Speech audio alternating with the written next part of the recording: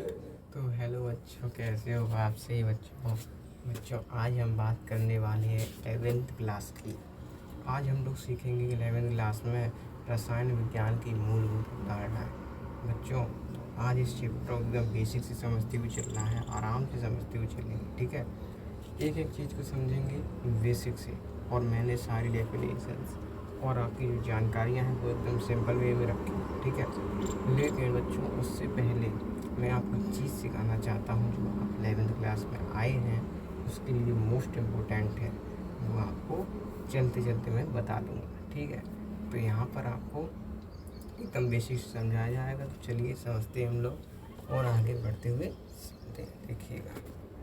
सबसे पहले चलते हैं आगे, थोड़ा कैमरा कर लेता हूँ साइड में पहले। तो चलिए हम लोगों ने कैमरा साइड में कर लिया है। तो देखिए सबसे पहले बात करते हैं हमारे चैप्टर का नाम क्या है, एक एक चीज़ को समझते हो। तो हमारे चैप्टर का नाम क्या है? रासायनिक विज्ञान की मूलभूत अवधारणा, ठीक है। ये चीज़ आपको ध्यान रखना है, रासायनिक विज्ञान की मूलभूत अवधारणा। तो क्या है मूलभूत अवधारणा, यही चैप्टर में समझेंगे, ठीक है। लेकिन उससे पहले एक बेसिक समझाना चाहता हूँ। इसको चाहे तो आप नोटिस कर सकते हैं, यानी कि आप समझ भी सकते हैं, या फिर नोटिस कर लीजिएगा, ठीक है। तो देखिए सबसे पहले इसको क्लियर कर देता हूँ। जैसे कि बात करें, आज हम सीखेंगे क्या, 11th क्लास में आ गए हैं तो हमारी ये जानना ज़रूरी है हमारे लिए कि आखिर विज्ञान है क्या, यानी साइंस है क्या, व्हाट इज़ साइंस, है ना। तो साइंस क्या है ये भी जानना ज़रूरी है, इसीलिए मैं ये टॉपिक आपके सामने लेके रखा हूँ।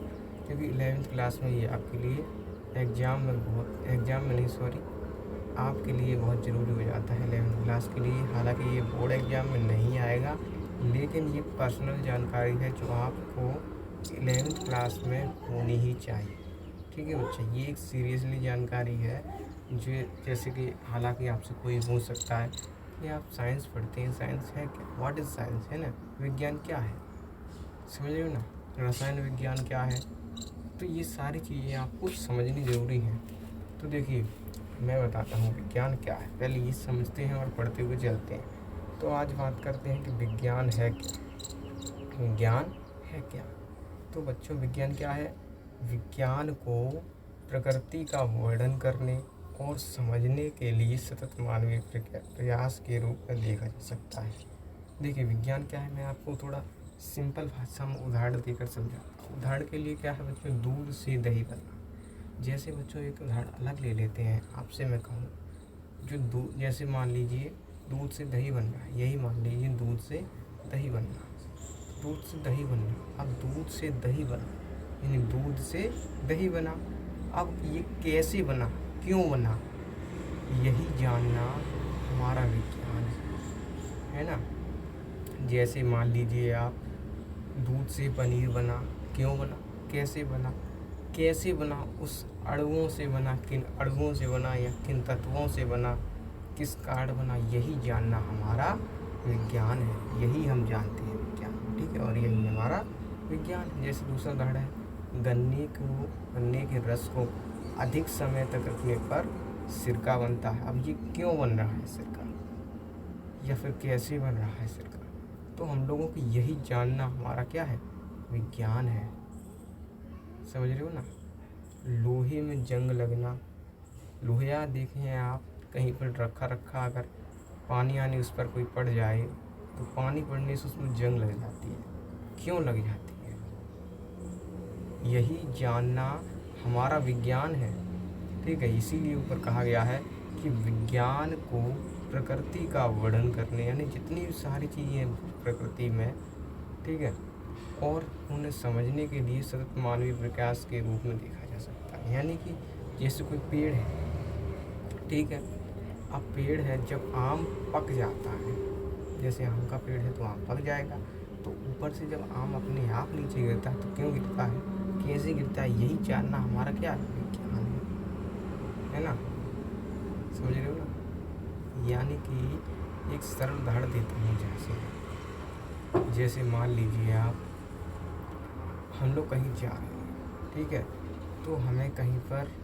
हमने एकदम देखा कि बेर है, बेर जो है जानते हैं ना, बेर का पेड़ होता है, ठीक है। तो बेर है वो पके हुए हैं, एकदम लगे हुए, ठीक है। और हुआ क्या, कोई उसे तोड़ा नहीं, तो क्या हुआ, कुछ दिनों बाद उसमें कीड़े लग गए, ठीक है। तो वो कीड़े क्यों लग गए, कैसे लग गए, ये सारी चीज़ जानना ही हमारा विज्ञान है। और इसके लिए साइंस की कुछ डेफिनेशन होती है किताबी भाषा में, तो मैंने वो आपको नोट डाउन करवा दी और उदाहरण भी दे दिया। यानी दूध से दही बनना क्यों बनना है, कैसे बनना है ना। लोहे में जंग लगना क्यों लग रही है जंग, कैसी लग रही है जंग, यही जानना हमारा विज्ञान है। यानी प्रकृति में जितनी भी चीज़ें हो रही हैं उनके बारे में, क्यों हो रही हैं वो, उनके बारे में जानना ही हमारा विज्ञान है। यही हम विज्ञान में सीखते हैं। अब देखो आगे बात करें जैसे कि रसायन विज्ञान की, जो हम लोग पढ़ रहे हैं यानी केमिस्ट्री। तो रसायन विज्ञान क्या है, रसायन विज्ञान क्या है। रसायन विज्ञान बिल्कुल सिंपल सा है। जैसे देखिए रसायन विज्ञान में हम क्या पढ़ते हैं, पहले ये जान लेते हैं। तो विज्ञान की वह शाखा जिसमें पदार्थों की संश्लेषण, संघटन, गुणधर्म और अभिक्रियाओं का अध्ययन किया जाता है, रसायन विज्ञान कहा जाता है। रसायन विज्ञान कहा जाता है। रसायन विज्ञान अणुओं और उनके परिवर्तनों का विज्ञान है। यह 100 तत्वों का नहीं, बल्कि यह 100 तत्वों का नहीं, यहाँ पर बल्कि लिखा हुआ है, ठीक है, बल्कि उनसे बनने वाले असंख्य प्रकार के अणुओं का विज्ञान है। और ये कहा किसने है, ये कहा है बच्चों रोवाल्ड हॉफमैन जी। ये हमें थोड़ा हटा लीजिएगा, ठीक है। रोवाल्ड हॉफमैन जी ने ये कहा है कि यानी कि देखिए, जैसे मैं आपको एक सिंपल भाषा में समझा देता हूँ। जैसे एक दूध आपने क्या किया, दूध लिया, ठीक है, उसमें थोड़ी मात्रा में दही डाला, यानी थोड़े ही मात्रा में दही डाला आपने, पूरा तो दही डाला नहीं, तो जो पूरा एकदम कटोरा भर के दही बन जाएगा, नहीं, आपने थोड़ा ही दही डाला था, ठीक है। तो उस थोड़े दही के डालने से, कुछ अणु के डालने से जो असंख्य अणु बन गए, यानी बहुत सारा दही बन गया, उनके बारे में जानना ही हमारा रसायन विज्ञान है, ठीक है। और उसका स्वाद कैसा है, ये सारी चीज़ यानी गुणधर्म कैसा है उसका, इनके बारे में जानना ही हमारा रसायन विज्ञान है, ठीक है। बिल्कुल सिंपल कर दिया मैंने, और किताबी भाषा में तो आपको नोट डाउन करा ही दिया। अब बात करते हैं इसका महत्व क्या है भाई। तो रसायन विज्ञान के सिद्धांत विविध क्षेत्रों में लागू होते हैं, ठीक है। जैसे मौसम विज्ञान, ठीक है, मस्तिष्क की कार्य प्रणाली और कंप्यूटर का संचालन, रासायनिक उद्योग में उत्पादन यानी रासायनिक उद्योग में उत्पादन, उर्वरक यानी दवाइयों में, क्षार, अम्ल, लवण, रंजक, पॉलीमर, दवा, साबुन, डिटर्जेंट, बहुत सारी चीज़ें, मिश्र धातु निर्माण आती है ना। तो एवं नई सामग्री के निर्माण में भी होता है। आपने बहुत सारी चीज़ें देखी हैं, जैसे कहा जाता है कि कोई भी पिज्ज़ा है, या नहीं सॉरी पिज्ज़ा नहीं, जैसे मान लो कोई भी नमकीन है, वो बंद पैकेट में बनी रहती है, ठीक है। तो उसमें कुछ चीज़ तो मिलाई जाती है, तभी तो इतने दिनों तक ख़राब नहीं होती। दूध है, पैकेट बंद में आता है, तो उसमें कुछ तो ऐसा मिलाया जाता है जो उसको आपके घर तक आने तक, यानी कह सकते हैं 10 दिन तक या 15 दिन तक एकदम रखे रहता है सुरक्षित, है ना। या फ्रिज में रखे रहता हो, या कोई केमिकल डालता हो उसमें, तो क्या ये रसायन विज्ञान के माध्यम से तो हो पा रहा है ना। तो वही चीज़ है। और ये आगे 2 पॉइंट लिखे हुए हैं क्या, कि सिस्प्लेटिन। ये सिस्प्लेटिन क्या है समझिएगा। जो सिस्प्लेटिन होता है और टैक्सोल होता है, वो कैंसर के उपचार में प्रभावी है, ठीक है, यानी कैंसर के उपचार में दिया जाता है, ठीक है। और AZT यानी अजाथाइमिडीन। तो अजाथाइमिडीन में क्या है, इस दवा का इस्तेमाल एड्स रोगियों की मदद के लिए किया जाता है, ठीक है। जो एड्स के रोगी होते हैं ना, एड्स एक बीमारी बच्चों। देखो अब आते हैं हम लोग चैप्टर में। तो बच्चों चैप्टर में आते हैं, एकदम प्यार से समझते हुए चलते हैं, एकदम आराम से, ठीक है। अब जो है एकदम बेसिक से और आराम से समझते हुए चलते हैं। तो देखिए आप ऊपर आपको दिखाई दे रहा है द्रव, द्रव यानी स्पष्ट लिखा हुआ है द्रव। आप ये सोच रहे हैं ये द्रव क्या होता है? द्रव और द्रव्य यानी देखिए मैं क्या कहना चाह रहा हूँ, ऊपर लिखा हुआ है ये द्रव, ठीक है। अब नीचे एक आपने चीज़ देख पा रहे हैं, यहाँ पर लिखा हुआ है द्रव, ठीक है, दूसरे नंबर पर लिखा हुआ है। इसमें मैं क्या समझाना चाह रहा हूँ, इसमें बच्चों ये समझाना चाह रहा हूँ कि इन दोनों का अर्थ जो है वो अलग अलग है, ठीक है। अर्थ एक ही मत समझना, दोनों का अर्थ जो है बच्चों अलग अलग है।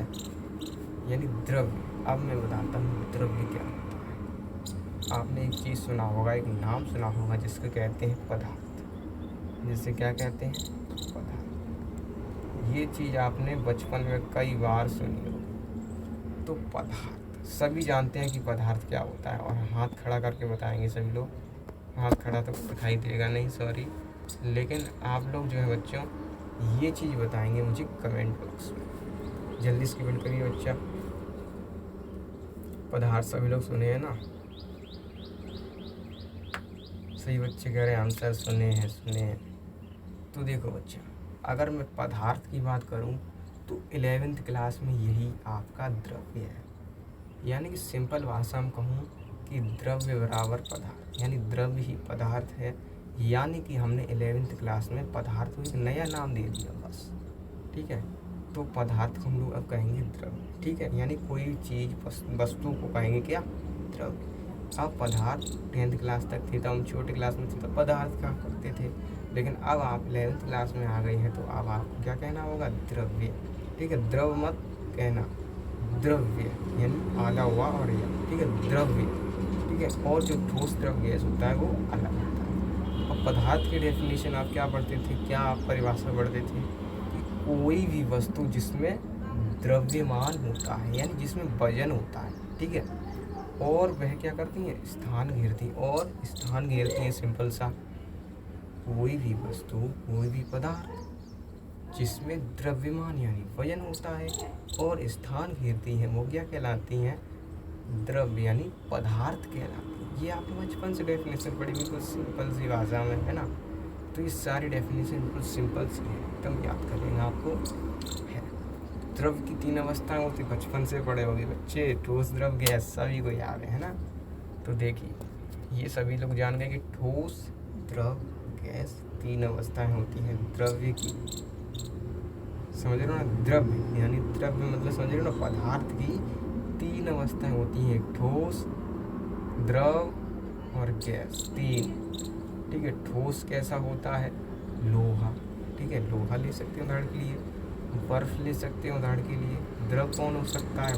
पानी हो सकता है ना, और पिघलना हो सकता है, बर्फ का पिघलना पानी तो होता है, पानी द्रव है। गैस कौन है? भाप हो सकता है कोई भी, ठीक है। बहुत सारी गैस हैं, आपको उदाहरण देकर भी समझाऊंगा जल्दी। जैसे गैस की बात करें बच्चों, गैस में आप उदाहरण ले सकते हैं ऑक्सीजन, ये सारी क्या है? गैस ही तो है।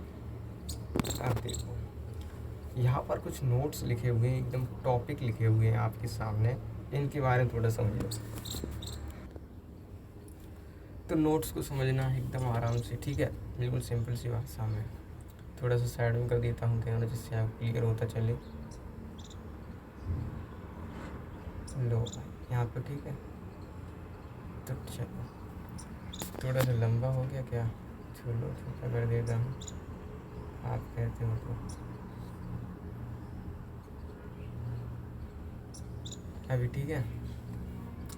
तो देखो बच्चों, अब हम बात करते हैं पॉइंट की। क्या पॉइंट है? पहला कि कणों की व्यवस्था के कारण द्रव्य की विभिन्न अवस्थाएं निम्न विशेषताएं प्रदर्शित करती हैं। यानी 3 मैंने आपको बताया कि पदार्थ की 3 अवस्थाएं होती हैं, और 3 अवस्थाओं की बच्चों कुछ विशेषताएं होती हैं, उनके बारे में जानते हैं अगर आप, तो आप जान सकते हैं कि ठोस है, द्रव है या गैस है। यही चीज़ यहाँ पर सिंपल वे में लिखी हुई है। देखिए जैसे मैं आपको बात करूँ ठोस की, ठीक है, तो पहली क्या है? ठोस, दूसरी क्या है? द्रव, तीसरी है गैस। तो पहले बात करते हैं ठोस की।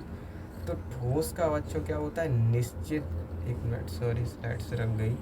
तो ठोस का निश्चित आयतन होता है, ये चीज़ आपको बेसिक से ध्यान, ठोस का निश्चित आयतन और निश्चित आकार होता है, उसका आकार बदलेगा नहीं, ठीक है। और द्रवों का जो है आयतन तो निश्चित होता है, द्रवों का आयतन वजन निश्चित होगा परंतु आकार निश्चित नहीं होगा। तीसरी चीज़, और देखो दूसरे में क्या लिखा है कि ये बर्तन में रखे जाते हैं और उसी का आकार ले लेते हैं, जिस बर्तन में रखे जाएंगे उसी का आकार ले लेंगे ये, ठीक है। तीसरी, गैसों का क्या होता है, इनका ना तो निश्चित आयतन है यानी निश्चित वजन नहीं है, कम ज़्यादा भी हो सकता है, ठीक है, और ना ही निश्चित आकार। इन्हें जिसमें रखा जाता है उसी का आकार पूरा आयतन ग्रहण कर लेते हैं बच्चों सारा, ठीक है। तो ये चीज़ थी। उसके बाद अब आपके मन में सवाल आ रहा होगा कि ये तीन अवस्थाएं, ठोस द्रव गैस, मान लो कि द्रव गायब हो जाए या गैस गायब हो जाए तो क्या करेंगे फिर? तो इनमें परिवर्तन भी हो सकता है। कैसा परिवर्तन? यानी द्रव्य की अवस्था में परिवर्तन भी हो सकता है, यानी पदार्थ की अवस्थाओं में परिवर्तन भी हो सकता है। तीन अवस्था होती है, ठोस द्रव गैस। तीनों में परिवर्तन कैसे हो सकता है? तो तापमान और दाब की परिस्थितियों में, क्या तापमान और दाब की परिस्थितियों में हम लोग ताप लगाएंगे, तापमान और दाब, तो इन परिस्थितियों में क्या होता है, परिवर्तन द्वारा द्रव्य की तीनों अवस्थाओं यानी तीनों अवस्थाओं को एक दूसरे में परिवर्तित किया जा सकता है। प्रक्रिया बाद में समझा दूंगा। तो तापमान और दाब की परिस्थितियों में परिवर्तन द्वारा द्रव्य की तीनों अवस्थाओं में एक दूसरे को परिवर्तित किया जा सकता है। ये चीज़ सिंपल समझ में आ गई आपको? अच्छा, तो देखिए अब मैं आपको वहाँ ले जाना चाहता हूँ जहाँ तक आपको कोई भी ले ही नहीं गया होगा, ठीक है। एक सिंपल सी बेसिक सी जानकारी देना चाहता हूँ, एकदम आराम से समझते हुए चलना है, ठीक है। तो देखिए क्या है जानकारी, आप खुद देख कर खुश हो जाएंगे। पहली जानकारी क्या है, देखिए यहाँ पर एक डायग्राम दिख पा रहा होगा आपको, हालांकि ये मैंने ही बनाया है, लेकिन इस चीज़ में आपको एक चीज़ समझाना चाहता हूँ बेसिक से, जो कि आपके लिए मोस्ट इम्पोर्टेंट है समझना, ठीक है। तो डायग्राम पे मत जाना, जैसा भी अच्छा ही होगा आपकी नज़र में। तो देखो ऐसे पहली चीज़ बताऊं कि यहाँ पर आप देख पा रहे ये ठोस है आपका, ठीक है, जैसा ही समझ लो ये ठोस है और ये आपका द्रव है। गिलास थोड़ा टेढ़ा मेढ़ा हो सकता है लेकिन द्रव है ये, ठीक है। ये गैस है आपकी। तीन चीज़ें हैं, ठोस द्रव गैस। अब यहाँ पे एक चीज़ सिखाना चाहता हूँ मैं, देखो अगर हम ठोस से द्रव में बदलते हैं, यानी जिस तीर पर ध्यान दो, इस तीर पर ध्यान देना है आपको। ये जो तीर इधर से इधर की ओर जा रहा है, कलर दिख नहीं रहा, लोग कलर बदल देते हैं, कलर नहीं दिख रहा, तो ये जो तीर है ठोस से द्रव अगर आप परिवर्तित करते हैं, ठोस से द्रव की ओर पहुंचते हैं। देखिए मैं आपको सिंपल वे में समझाने की कोशिश कर तो रहा हूँ। अगर आप ठोस से द्रव में बदलते हैं तो क्या कहते हैं उसे, एक मिनट, कुछ गड़बड़ होगी क्या? तो यहाँ पर देखिए बच्चा एक मिस्टेक हो गई बच्चा, कोई दिक्कत की बात नहीं है, आपको बताने की जरूरत नहीं, आप थोड़ा सुधार सकते हैं बच्चा। क्या कहना चाहता हूँ मैं, यहाँ पर थोड़ा तीर का थोड़ा बच्चा, हाँ सही कह रहे हो, एरो का थोड़ा गड़बड़ हो गया। देखिए बच्चा यहाँ से अगर आप ठोस से आप जाते हैं द्रव की, यानी कि ठोस से द्रव की ओर अगर आप बनाते हैं, ठोस से क्या बनाते हैं बच्चों, द्रव बनाते हैं, तो इस प्रक्रिया को आप कहते हैं संगलन, संगलन, ठीक है। तो ऐसे नहीं तो वैसे नहीं, यानी कि डेफिनेशन क्या बनेगी कि ठोस से द्रव बनाने की प्रक्रिया को संगलन कहते हैं, ठीक है। और ठोस से द्रव बनाने की प्रक्रिया को संगलन कहते हैं। साथ ही इस तीर को थोड़ा उल्टा ले जाते हैं अगर आप, तो क्या बनता है, द्रव से ठोस, द्रव से ठोस में बदलने की या ठोस बनाने की, ठीक है, या बदलने द्रव से ठोस में बदलने की प्रक्रिया को जमना कहते हैं। ठीक है, और यहाँ से फिर दूसरी प्रक्रिया देखिए, द्रव से गैस में बदलने की प्रक्रिया को वाष्पीकरण और गैस से द्रव में बदलने की प्रक्रिया को संघनन कहते हैं। थोड़ा तीर का एरो वैरो हो गया है बच्चों, मिस्टेक कोई बात नहीं, आप सुधार सकते हैं। गैस से ठोस बनाने की प्रक्रिया को निक्षेपण कहते हैं। ठोस से गैस बनाने की प्रक्रिया को ऊर्ध्वपातन की प्रक्रिया कहते हैं। ये सारी चीज़ें मतलब बेसिक से है, थोड़ा डायग्राम हो गया, मज़ा नहीं आ रहा इसलिए बताने में, आप खुद देख लेना। अब बच्चों आपकी क्लास होती है एंड, तो बच्चों जो भी न्यू बच्चे हैं वो चैनल को सब्सक्राइब कर सकते हैं, आगे पसंद आया तो लाइक कर सकते हैं और कमेंट करके ज़रूर बताना ये डायग्राम थोड़ा ज़्यादा अच्छा नहीं लगा क्या। ठीक है, मिलते हैं फिर लाइव क्लास की बात, नेक्स्ट क्लास में। ठीक है, नए बच्चे होंगे वो सब्सक्राइब कर लेंगे और कमेंट करके ज़रूर बताना डायग्राम के बारे में, नहीं थोड़ा पहले के बारे में बताना कि आपको द्रव्य की जानकारी कैसी लगी। द्रव्य को ही पदार्थ कहते हैं, पदार्थ की 3 अवस्थाएं होती हैं और विशेषता क्या है जानिए आप, नोट डाउन करवा दिया मैंने सभी चीज़ों को। ठीक है, तो एकदम आसानी से आप समझ गए और एक एक चीज़ को आपको क्या करना है, याद कर लेना। इन सारी चीज़ों को याद करके एकदम प्यार से अगले लेक्चर में आना है और आराम से समझना है चीज़ों। ठीक है, तो फिर नए बच्चे चैनल सब्सक्राइब कर ही लेंगे, तो पसंद आए तो लाइक कर देना, कमेंट करना ना भूलना। ठीक है, मिलते फिर नेक्स्ट क्लास में।